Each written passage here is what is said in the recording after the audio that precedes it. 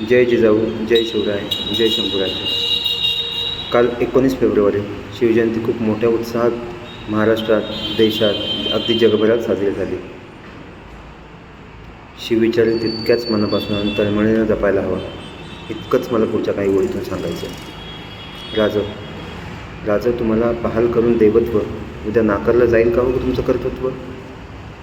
तो दूरदृष्टिकोन क्षितिजा पलीकडचा, तो मानदंड नीतिमत्तेचा, तो स्वाभिमान सह्याद्रीचा आणि तो पराक्रम हिमालयाच्या उंचीचा, एक माणूस विलक्षण क्षमतेचा आणि एक विचार स्वराज्यातील जनतेचा.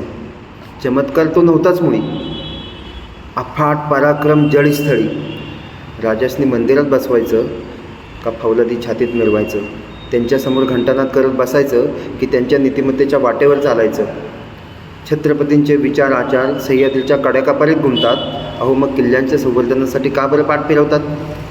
आज देव देवळात आहे कारण शिवछत्रपती, आणि मग त्याच शिवछत्रपतींची आरती पूजा देऊळ, ही कोणती राजकीय नीती? देवाहुनी जास्त मानितो आम्ही आमचे शिवशंभू छत्रपती. देवांच्या रांगेत त्यांना आणून विचारांची उलटी करू नका गती, कारण देवावरही घेतली जाते शंका. आणि शिवराय हे युगप्रवर्तक, जगभर सदैव वाजेल तयांचा डंका. जय जिजाऊ, जय शिवराय, जय शंभूराज.